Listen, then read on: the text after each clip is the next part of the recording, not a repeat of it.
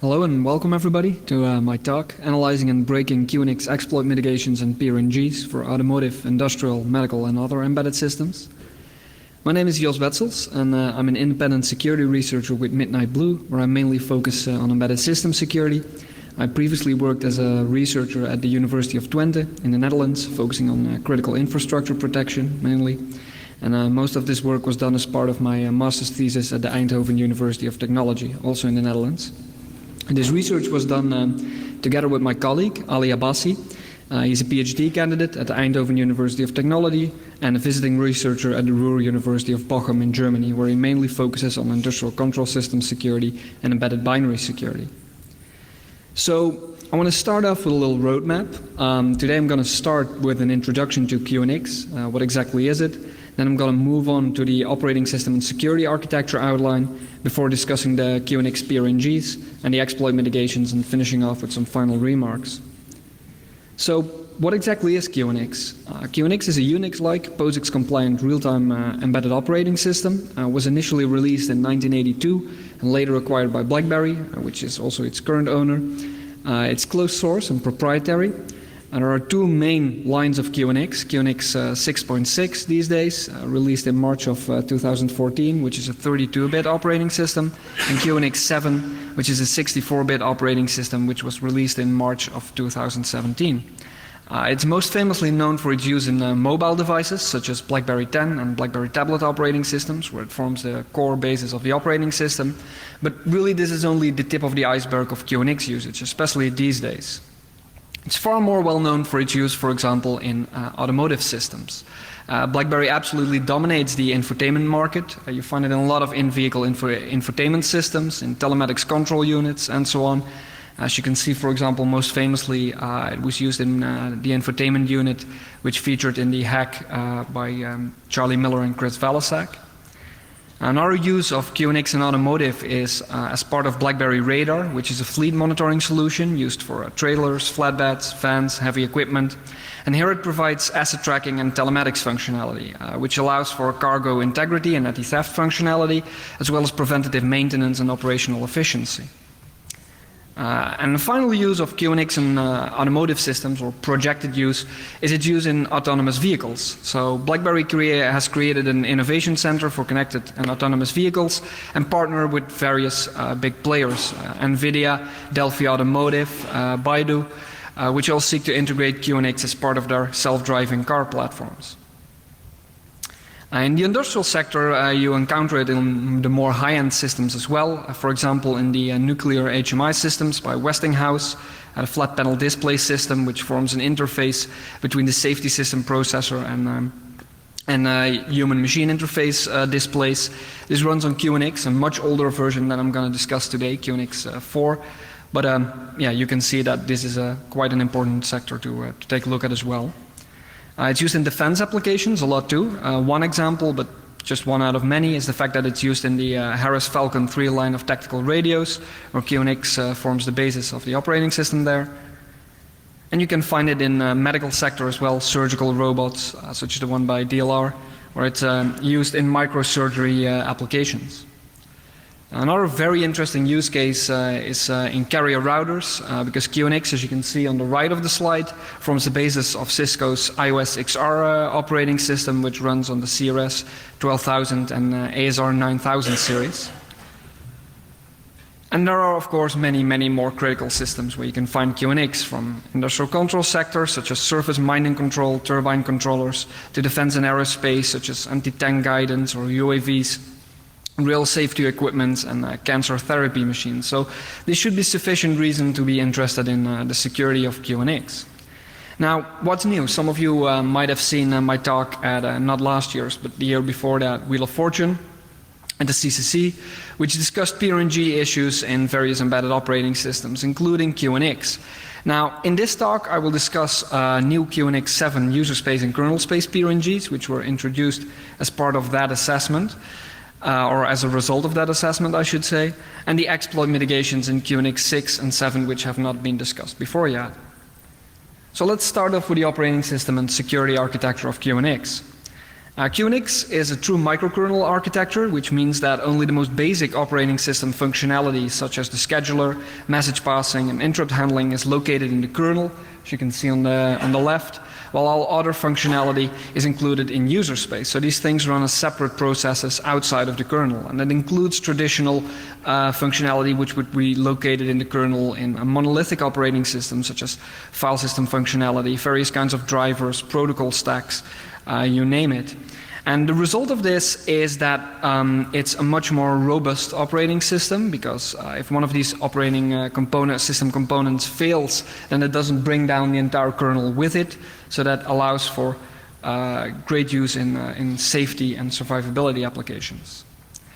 In order for these components of the operating system to communicate with each other, QNX works by IPC message passing. And this is basically a client-server architecture where you have a client application, such as some process running in user space, communicating with another functionality of the operating system, or a protocol stack or a driver residing in user space, and communicating through the microkernel by passing messages which are specific to this particular functionality. So the attack surface roughly looks as follows, as you can see here on the slide. Now, on the right side, you have the remote attack surface for QNX, which consists of the network managers, various kinds of packet drivers, the protocol modules, different things like the communications device drivers, and various network services which are used to in most Unix environments. And on the left, you have the local attack surface, which consists of the process manager, the path manager, memory manager, resource managers for various custom I/O handlers, the PPS architecture, and various kinds of device drivers which might be written by third-party applications, file system graphics and audio stuff. And of course, there's the microkernel itself, but because there is so little functionality in there, the attack surface there is very limited as well. On the plus side, for attackers at least, is the fact that you don't actually need to attack the microkernel to get root access. Attacking one of the processes that run as root locally can be sufficient for elevating privileges as well. So a little bit about the BlackBerry, the QNX security history. So there hasn't been a ton of research out there. Most of the research that has been out there has been a byproduct of the BlackBerry mobile research, mainly in the period from 2011 to 2014. This was followed by some research on QNX IPC, PPS, and kernel call security by Alex Plaskett et al. In 2016. Various individual vulnerabilities were discovered over the years. As you can see on the pie chart on the right, this was mainly SetUID logic bugs and various kinds of memory corruption issues, buffer overflows, and so on. What's interesting to see is that you can find a lot of SetUID logic bugs that you would expect to encounter in a very old Unix-like system. You know, if you go back to the early 2000s, there are a lot of memory corruption issues in various standard utilities still, even in the graphical user interface that were discovered, and lots of insecure permission settings. So this was the attack surface and the security history when I started looking at QNX. Another interesting thing to notice is that QNX had received some interest from the CIA, which was revealed in the WikiLeaks Vault 7 releases, where they listed it as one of the targets for the embedded development branch because of its use in automotive systems. Now, they hadn't done any work as of 2014, according to the leaks. Of course, we don't know if anything has advanced past that. So to summarize, there has been no prior work on exploit mitigations or PRNGs for QNX up until this point, and there has been almost no prior work on any of the internals so far, but that's changing. So to start off, QNX supports a minimal set of native system calls because it's a true microkernel, and these system calls mainly relate to threading, message passing, signals, clocks, interrupt handlers, and all this very basic functionality. And for comparison, QNX has less than 90 system calls compared to Linux, which is over 300. So you can see how lightweight and how small the attack surface for the microkernel is here. The prototypes for these things are defined in the neutrino.h header file. Of course, because it's a POSIX-compliant operating system, it does implement all the system call functionality that comes with it. The way it does this is by implementing these functions in libc as message passing stubs, which basically wrap around calls to other user space processes which actually implement it instead of native system calls. The way this works is native system calls are invoked with the usual instructions, sysenter, interrupt 0x28, SWI or SVC on ARM, SC on PowerPC. The system call number is located in AX on x86, on register 12 on ARM, and on register 0 on PPC. And the listings for these system call invocation stubs are in kernel calls.h. The system call entry point in the microkernel is located at the cur entry or cur sysenter symbol. And here the registers are saved, switch is made to the kernel stack, the active kernel thread is retrieved, and then we wait until we are on the right CPU, and we acquire a kernel and actually dispatch the kernel call, which is done by a simple call to the system call index in the kernel call table. So the QNX boot process.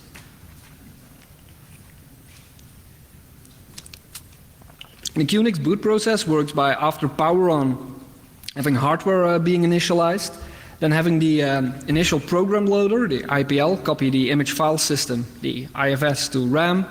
Then you get a startup program, which depends on the kind of architecture you're on. For example, a startup program for the BIOS, if there is one present, which configures the system, interrupt controllers, and so on, which then passes control to the actual microkernel called proc-nto on QNX, which sets up the kernel and then runs a boot file, a build file, such as a boot script, which initializes the drivers in user space and other operating system components, and then the full system is initialized. QNX firmware is relatively straightforward. There are various QNX operating system packages, QNX Car, QNX Safety, QNX Medical, but under the hood, these are all roughly the same. It's all the same neutrino microkernel, and the core services binaries are the same as well. The only differences here are really in userland binaries that you find packaged with the core and the microkernel binaries. The QNX images come in three flavors: an operating system image, which is called the IFS, and pictured on the right of the slide what it looks like, a flash file system image called the EFS, and then we have an embedded transaction file system image called the ETFS. And these can be combined into a single image stored on an NAND flash chip, as you can see on the right of the slide. So this is how you might encounter this in some embedded systems. Now, unpacking it is very easy because QNX has provided us with the dump IFS and dump EFS utilities. So if you encounter a firmware image and you chop it into the EFS and the EFS file segments, then you can quickly unpack it with these standard utilities that have been provided by QNX. And the QNX memory layout is divided into a kernel space part and a user space part, which are separated so that only the microkernel truly runs into kernel space. User space has separation of sensitive code from regular applications by means of virtual private memory, at least if a memory management unit is present on part of the hardware. And this allows you to enforce Unix-like process access controls, as you can see on the bottom of the slide. QNX user management is really what you're used to in most Unix-like environments. You have your user and file permission model, which is all mostly the same, the etc. passwd, group and shadow files. You have the usual login utilities. You have some support for mandatory access control listings. What's interesting is that QNX 6 hashes use SHA-256 or 512 by default, but there is big backwards compatibility support for MD5, DES script, and a legacy QNX script hashing scheme, which is not really a hashing scheme because it's fully invertible, as you can see on the right of the slide at news posting from 2000. What's interesting is that this backwards compatibility is enabled in some systems for backwards compatibility support with older build images. So you might still encounter QNX 6 images where you have DES script or MD5. That's interesting for embedded systems because a cracked root or maintenance password in embedded systems can have a very high shelf life because, of course, updates are not as frequent there as you might expect in the general purpose world. As of QNX 7, or patched versions of QNX 6.6, the default hashing scheme is PBKDF2 with SHA-256 or SHA-512, so that's an improvement. QNX process management is done by the process manager, which is combined with the microkernel in one executable.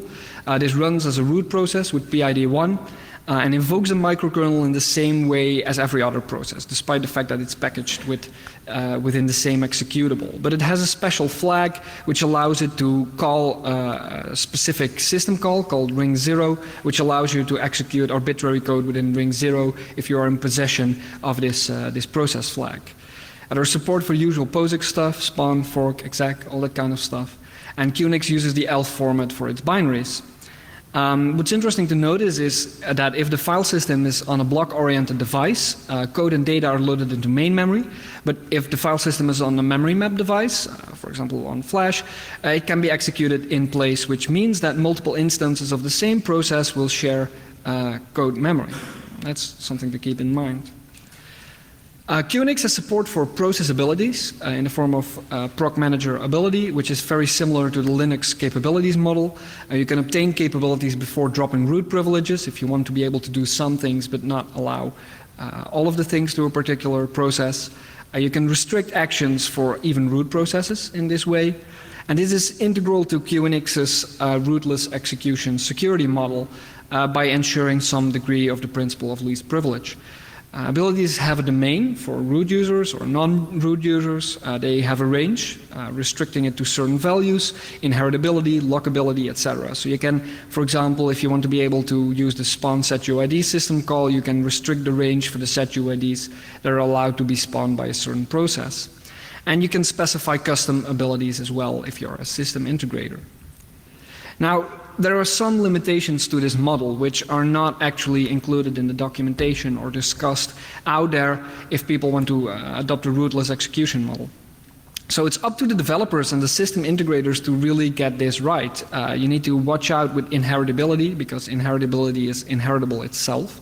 And that means that if you want an ability to be inheritable by a child process but not by the child processes of that child process, then you need to explicitly state this. Some system calls honor this inheritability, others do not. And this is not well documented which do and which do not. Some functionality remains uncovered by capabilities, file system functionality, for example, networking functionality. So don't treat this like an actual sandbox, which some people do, but it's not. Some capabilities don't have ranges. For example, if you want to be able to spawn processes, you cannot specify which process you are allowed to spawn and which you are not. Various capabilities can be used to elevate privileges to root, even if you're not. And some of these are very clear, for example, the spawn setuid system call, but in some other cases it's not that clear, for example, the aid interrupt call. It's not a true sandbox, and you can see here why, for example. Let's say you have a low privilege child process and you have I/O and interrupt privileges, then you can use this to attach a custom interrupt service routine handler which runs in kernel space and allows you to invoke arbitrary microkernel code. Obviously for security people it's very obvious to say, well, if I can run an interrupt service routine, then I can execute within microkernel and then it's game over. But for system integrators who don't come from a security background, this is not that clear, especially if all these different calls and the implications are not well documented. Another interesting part of the attack surface is QNet, which is a native networking protocol, which is laid on top of anything with a packet driver. So I previously discussed the IPC security model, and this can be extended using QNet. So instead of having the communication between components and one microkernel, you can extend this over any kind of interconnect. So Ethernet or some kind of serial link or whatever, and then you can lay QNet on top of that and communicate between different components and different microkernels. So you can have a distributed computing application. What's interesting is that this is very useful for applications such as intermodule communication in industrial control systems. Let's say you have a factory floor and you have one application which is distributed among different machines and you want these to be able to communicate with the same microkernel, then you can use this application. It's useful in automotive, for example, if you want to share a cellular modem or a Bluetooth transceiver among many ECUs in some automotive application. And it's used in large routers with multiple interface cards. For example, the LWM IPC in Cisco's iOS XR operating system. The way it works, QNet, is that once you plug in this driver, the net directory is populated by discovered or mapped QNet nodes, as you can see on the slide here. And it's really meant to be used among trusted nodes. This is what they say. So they say, you know, don't expect much security-wise. It's meant to be used only among trusted nodes. But while this might have been true in the past, many of these nodes can no longer be considered trusted in many embedded environments. For example, an automotive system which might have been closed now might have an infotainment or a telematics unit with an internet-facing or network-facing attack surface. So you can no longer consider all of the nodes on that particular network trusted. QNet does not have any kind of authentication. It simply passes a user ID as part of the QNet packet to a remote machine, and then it trusts that you're not lying. This is interesting because you can execute commands remotely over QNet, as you can see on the slide here, on a local machine, and there I'm executing it on a remote node and executing this command without any kind of authentication. This means that if I compromise a single QNX machine on a network with multiple QNX machines, or the underlying network link, then I have access to all the QNet nodes at the particular UID level I already possess on my own machine. There's no QNet packet integrity or authentication, so I can forge these. Even if I'm not root on my local machine, then I can still forge a root ID. Now there is some kind of protection here in the form of the map any and map root options, which are similar to the BSD NFS options. And this allows you to map any incoming UID to a low privileged UID. So that means that on a particular machine, if I receive an incoming packet, I can say regardless of whether it's root or whatever, I map it to nobody and at least limit some of the harm. The problem is that this was not implemented fully correctly. I discovered an elevation of privilege vulnerability here. Read permissions of any operations executed over QNet are not properly resolved by the resource manager, and this allows for arbitrary remote read access over QNet, regardless of privileges. And this can also be used, of course, for local arbitrary read access by making a read request originate from a remote node.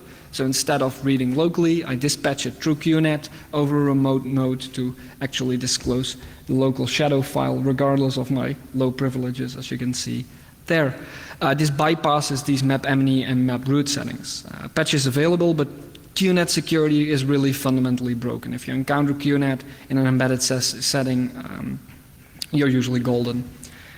QNX has great debugging capabilities. So there is a QNX Momentix IDE, which integrates GDB debugger capabilities by means of the pdebug utility.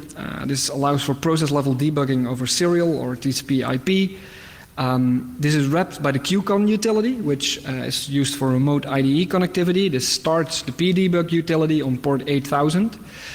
A great thing to notice is, again, here is no authentication. So if system integrators failed to remove this debugging utility, then you can upload or download files and run anything as root by default on this system. And there's already a Metasploit module for this, so keep an eye out for that. Debugging is also facilitated by the dumper utility, which is a service that produces post-crash core dumps by default in the var dumps directory. You can also directly dump a running process using this utility, and this is very nice for integration into fuzzers if you want to collect all these post-mortem crashes. And there is also kernel debugging capability over serial using kdebug. This needs to be included with the IFS because it's not by default. You may need to build this from source depending on the architecture you're using. And you need a debuggable version of proc-NTO for this. It's really a pain in the ass to get it working, but it can be done if you have the time to spare. Finally, kernel dumps come in a particular format, as you can see here. You have your signal, code, and fault options, which indicate which can be looked up in the corresponding header files. You have the kernel code and data location where the crash occurred. You have the kernel state at the time of the crash. You have the kernel stack base, process and thread IDs on the CPUs that are currently active, process and thread flags, basically anything you want to get a good look at what caused a particular kernel crash. So that brings us to the pseudo-random number generators.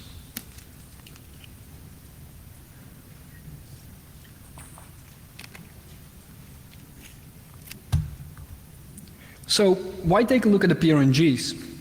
Well, first of all, because the PRNGs form the foundation of the wider cryptographic ecosystem. The received wisdom for many developers and system integrators is, if you need secure randomness, just use dev-random. And in my opinion, secure randomness provision is a core task of any modern operating system. So you should be able to expect some kind of secure pseudo-random number generator to be provided by the operating system.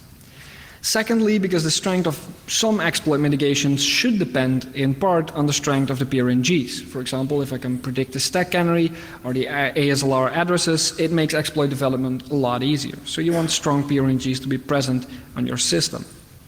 Now, QNX has two security-oriented PRNGs. The first is the user space PRNG, which is accessed through the dev random interface, and this is handled by the user space service random, which is run as root. This is started after boot by the startup script, as you can see here. It's run as a user space service. And then you have a second kernel space PRNG introduced in QNX 7, which is implemented in the microkernel as a function named random value. And this cannot be accessed directly in user space. It's only for kernel space. Now, the QNX 6 dev random user space PRNG was covered in our talk Wheel of Fortune at 33C3, so I'll give a brief recap here. The underlying PRNG is based on the Yarrow PRNG by Bruce Schneier et al., but it turned out to be based on an older version of Yarrow and not the reference Yarrow 160. So it was a version that was put out before Yarrow was actually fully, well, not standardized, but fully finalized. And on top of that, they integrated a bunch of sketchy cryptographic design decisions. I'll save you the details. But just to give you an overview, the boot time entropy gathering happens on the top right. You have the clock time, the clock cycles, the process PIDs, and device names, which are all concatenated and pulled through SHA-1, and that creates the initial state. Well, of course, that ensures terrible boot time entropy quality because, you know, the process IDs and the device names are not going to vary on an embedded system on every startup, and the clock cycles and clock time just provide too little entropy to make for a good initial state. On top of that, they had broken reseed control, which meant that the runtime entropy collection, which happens on the bottom of the slide, was implemented and it was running, but they never actually mixed any of the entropy gathered at runtime back into the pool again. So the only entropy that was in the system was the one that was present at boot time. So yeah, that was quite terrible. Then the runtime entropy selection was also left up to system integrators, so they had to decide, for example, from what interrupt sources to gather their entropy, and this is kind of a hard decision if you're not a security engineer, so there was a lot of rope for people to hang themselves with. Now, after our assessment of QNX 6, we contacted BlackBerry and gave them some design advice, and they incorporated this into the new QNX dev random, QNX 7 dev random user space PRNG. They now use the Heimdall-Fortuna implementation. They have some new entropy sources. They have a new reseed control mechanism. The overall quality seems much better than QNX 6, and the potential for weaknesses still remains, depending on system integration conditions, but is a little bit less. So what does it look like? Well, it looks like this. So the sources in green are the new sources on QNX 7. So now you have a seed file source, which basically means that once the system starts up, you can specify a particular file with some entropy, and this will be used as boot time entropy to be mixed into the entropy pool. And when the system shuts down, it can write this to a file again, and so you have new entropy for the next boot. And this is to really address low boot time entropy conditions, which are really common in embedded systems, because at boot time there's not a lot of activity going on. The second new source is the user-supplied entropy. So users can write their own entropy gathering daemon, which can be whatever people want depending on the embedded device they're using, even a true random number generator. And then they can simply write to the dev random interface and add entropy to the pool. It's interesting to notice that this interface is left world writable by default, which can be a problem depending on how many other entropy sources have been selected. So you might want to watch out for that if you encounter a QNX system. Finally, they have a new reseed source, which works by using RC4 random, which basically is seeded with output of the PRNG itself, which is not bad. But in addition, it uses the process ID again, the time of day, and the user ID, which are static, so that doesn't add a whole lot. It's better, but it's still not perfect, to be honest.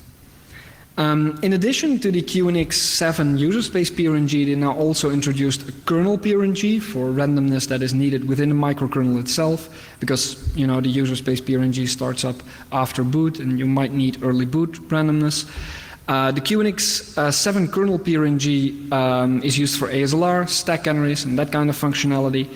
And it works basically as follows. So you have a couple of sources, clock cycles, the currently active process ID, the current time in nanoseconds, the wake-up timer, which is basically a timer that is set for the kernel to trigger some activity, and various kinds of these sources are all concatenated into one PRNG input block that's pulled through SHA-256, and that results in a PRNG state. This PRNG state is chopped into 32-bit blocks. The first block is kept secret and is stored as a salt, and the next block, that's output as a 32-bit random value. And then when the next call is made, this salt is included as part of the new input, and the next block is taken, the next block, and the next block, and the next block until the PRNG state is exhausted, and then the whole thing starts again.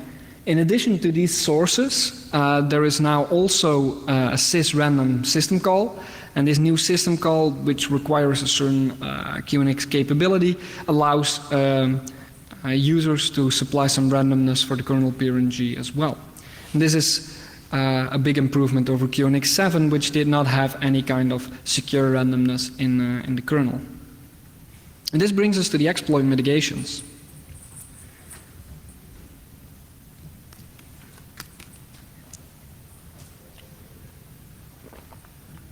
So why look at exploit mitigations? Well, the mitigations in the general purpose world didn't come falling from the sky. There's a history of weaknesses and bypasses in the general purpose world which have led to the current state of hardening that we've come to expect there. For example, if you look at Windows, it took years and years to get to the point where we are now, and the same holds for Linux and smartphone operating systems, iOS. And we don't have a history like this in most embedded systems. QNX doesn't have a history like this. So that's a reason to start taking an offensive look at the implementations of their mitigations. And I have to say that QNX is already doing quite well comparative to many other embedded operating systems because they even bother to implement any mitigations in the first place. So QNX exploit mitigations, for what does it have support? It has support for data execution prevention, it has support for address space layout randomization, it has support for stack canaries, and it has support for relocation read-only. But none of these are enabled by default. So yeah, it might still be that even if you encounter the latest version of QNX in a system, that none of these mitigations are actually enabled despite them being supported, and it might still be exploiting like it's the 90s. But at least they are supported in theory. So you shouldn't expect any kind of support for advanced mitigations such as vtable protection, control flow integrity, kernel data and code isolation. None of this is present, just the ones that are listed here.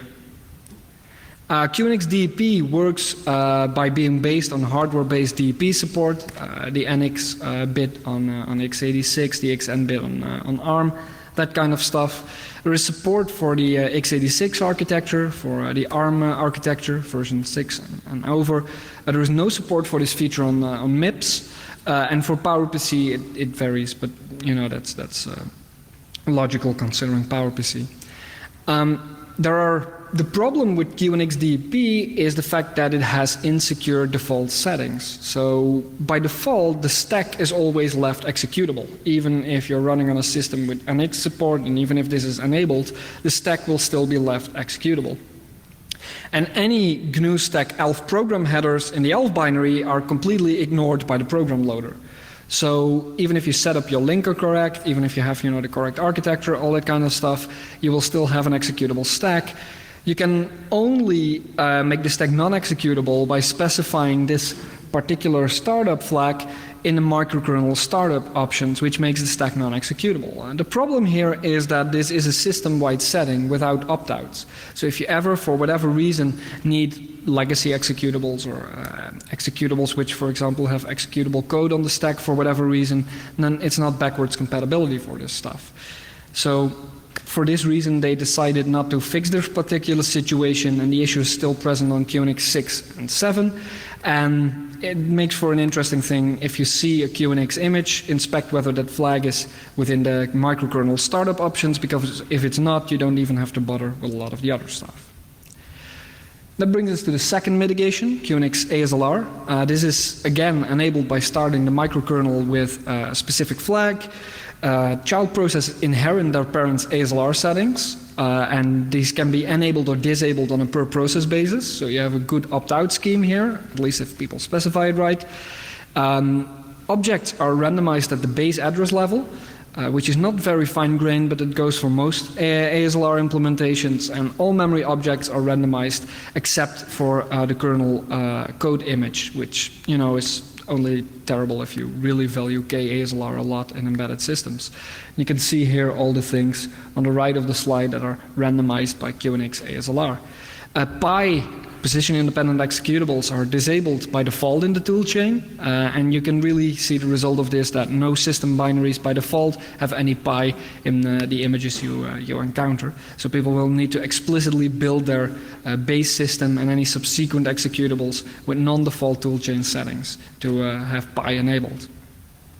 So in order to figure out how QNX ASLR works under the hood, I reverse engineer the memory manager, and it's mapped out in short form here.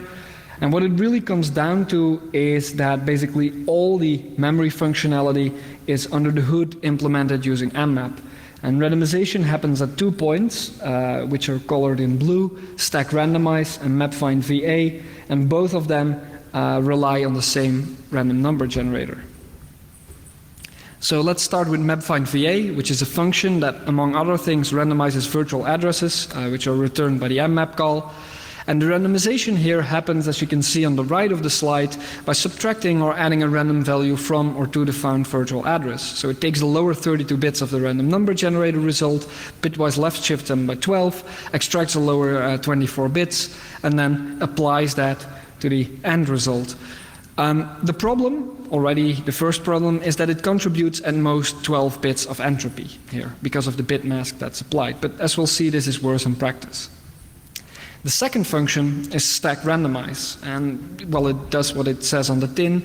It randomizes the stack start address. So once you allocate a stack, either when the process is started itself or when a new thread is spawned with its own stack, this function gets applied to any allocated new stack. And the randomization happens, as you can see on the right of the slide, again in the same fashion by subtracting a random value from the original stack pointer. You take the lower 32 bits of the random number generator result, bitwise left shift them by 4, and at most the lower 11 bits are extracted.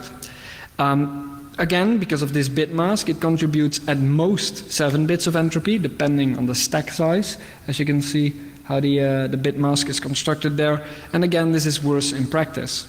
This is mitigated a little bit by the fact that it's combined with the results of mapfindVA, because any stack is first allocated using mmap, and then this function gets applied, but in practice that doesn't really matter.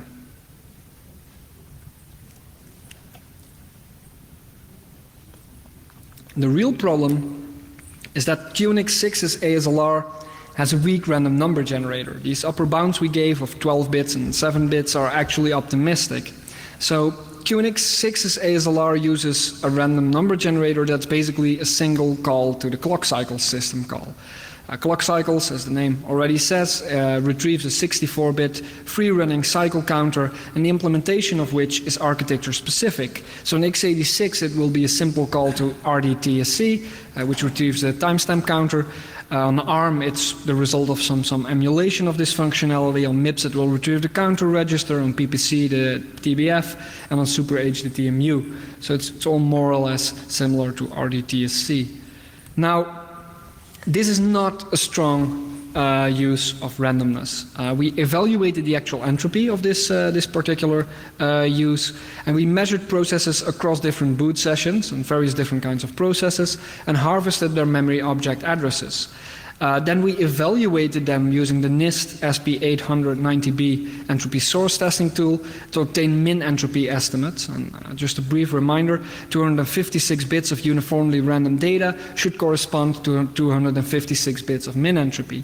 Now the average min entropy of an ASLR protected address on QNX is 4.47 bits, and this is very weak if you compare it to, for example, on the right of the slide, mainline Linux ASLR or the PAX ASLR implementation, where you have entropy between 27 bits or at least 5.7 bits of entropy. And why is this a problem? Well, this is a problem, for example, remotely because of brute forcing attacks. If you have a memory layout inheritance, which you have on QNX, that means that if you fork a process, the child process will copy the memory layout of the parent. And this happens after ASLR is applied. So that means that a child will have the same ASLR randomization applied to it as the parent. Now, if you have an attacker, for example, attacking a network application, which upon every new connection forks a child process to handle this client connection, then an attacker can brute force this address and try one candidate. The child will die if it's not the correct address, and then the next one will be spawned, and the next one, and the next one, and the next one. And if you don't have enough entropy in these addresses, your brute force might be successful within a reasonable time frame. And is this reasonable within practice? Well, yes. As you can see on the left of the slide, you have a demo vulnerable service protected by QNX ASLR, and on the right of the slide, in 23 seconds, you can remotely exploit this and pop a root shell. So that's not a lot of good for ASLR.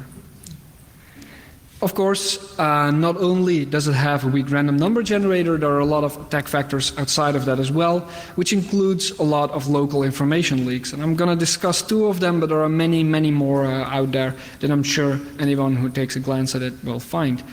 For example, in the process file system, there was a very interesting info leak. QNX, like many Unix-like systems, has a virtual process file system, which for every entry in every running process has a corresponding entry in this directory with information about the process. And you can query this information using the devctl API, which retrieves information such as the memory map, current register values, and all that kind of juicy information. And as you can see on the top of the slide, the permissions are set to world readable, which is very interesting because that allows you to, as you can see here, retrieve as a low privileged user the complete memory layout of high privileged processes, including a microkernel, which kind of defeats the purpose of any ASLR, because the goal of ASLR is not so much randomization as it is the assurance of memory layout secrecy to prevent code reuse attacks.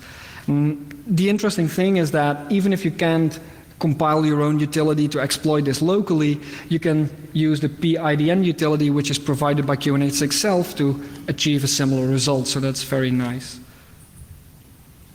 Second information leak I discovered was resided in LDDebug, which is an environment variable which allows you to specify some information for debugging.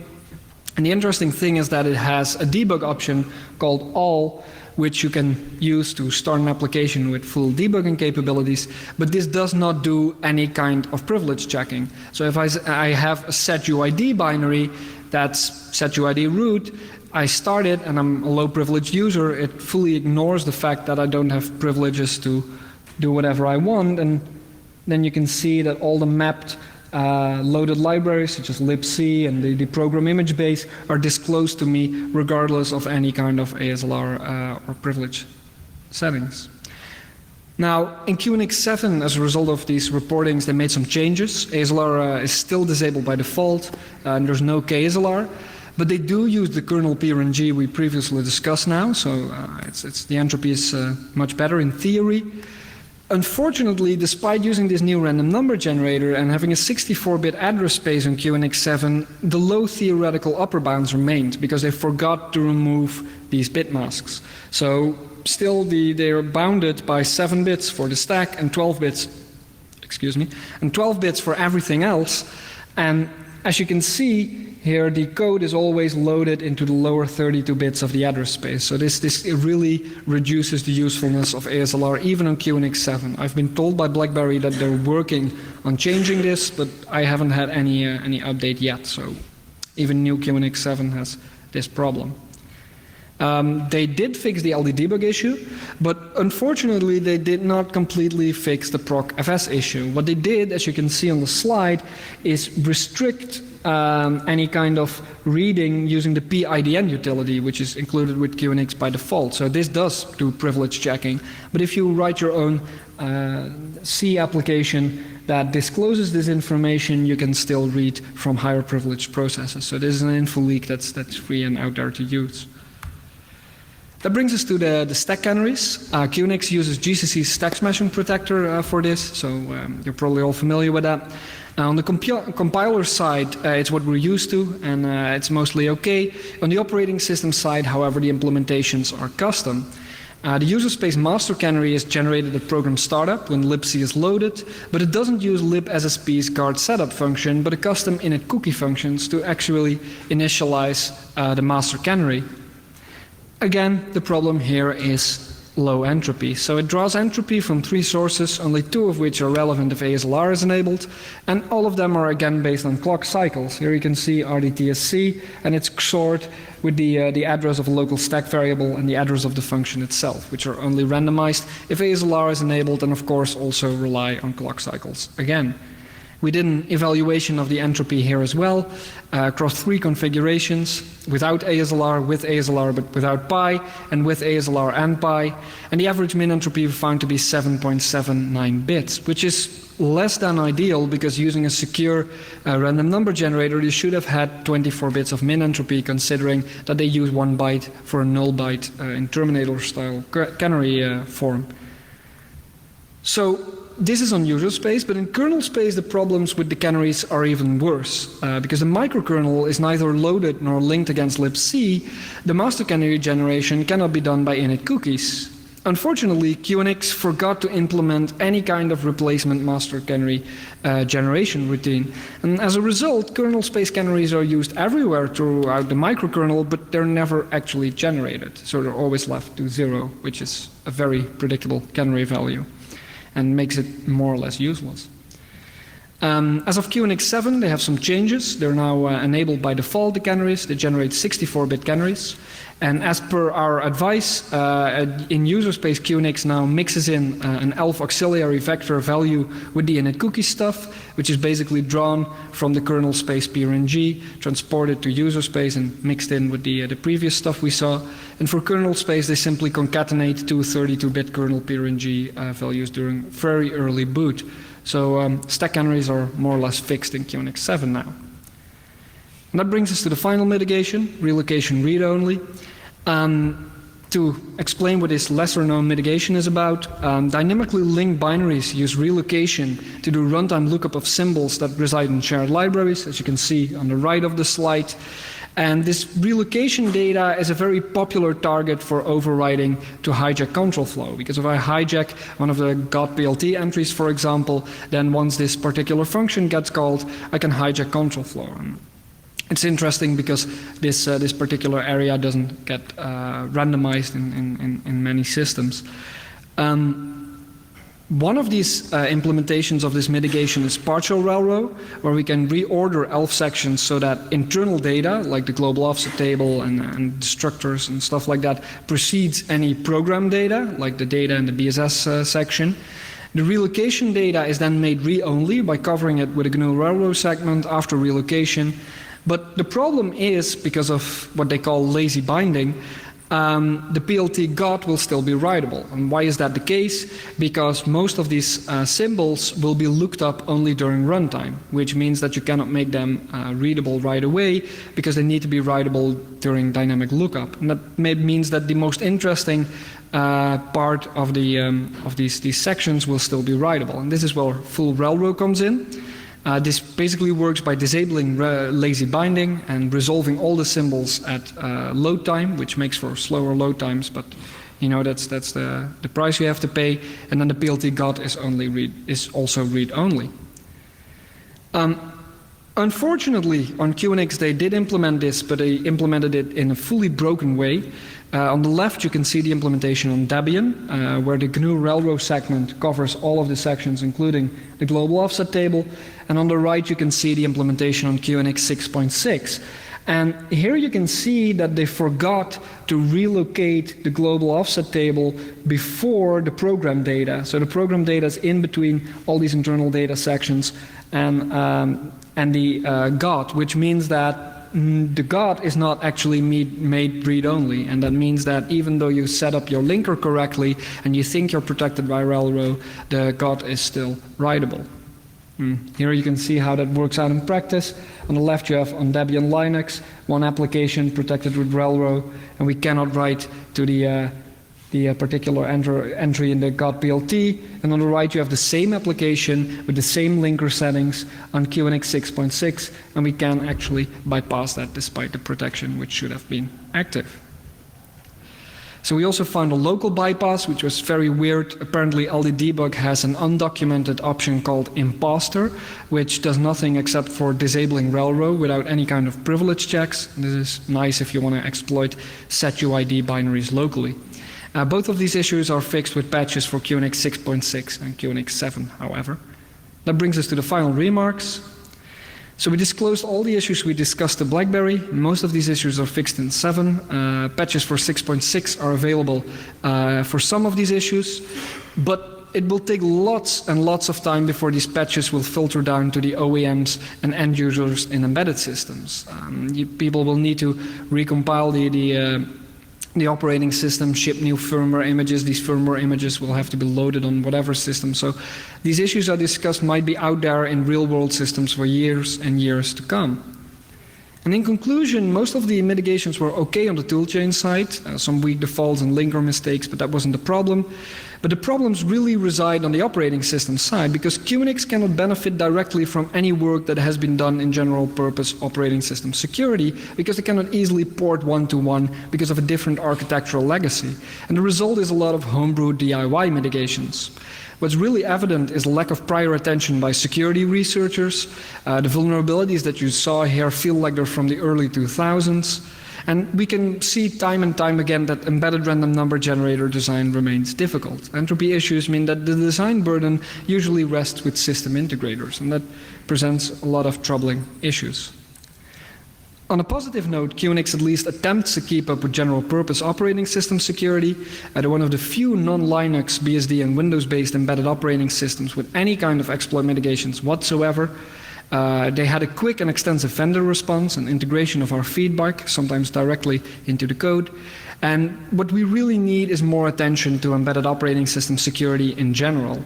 You can expect some more QNX stuff later this year at Infiltrate in Miami. And that's it. If there's any questions, I'll take them now.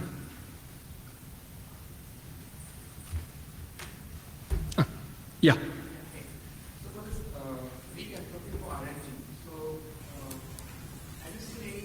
Hardware-based PRNG generators which can, if the OS runs on hardware which has a hardware RNG generator. You mean if they had any driver support for PRNGs, stuff like that? No, I hadn't seen anything there, but I suspect that there are board support packages for particular things, maybe by BlackBerry, maybe by third-party vendors, but by default they have a very, very restricted space of entropy sources. So I haven't seen anything there ready, like out-of-the-box PRNG support for anything like, I don't know, what's present on some ARM cores or whatever. There's nothing like that by default.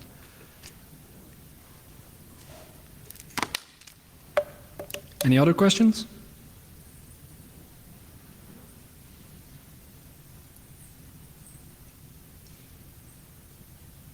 All right, thank you.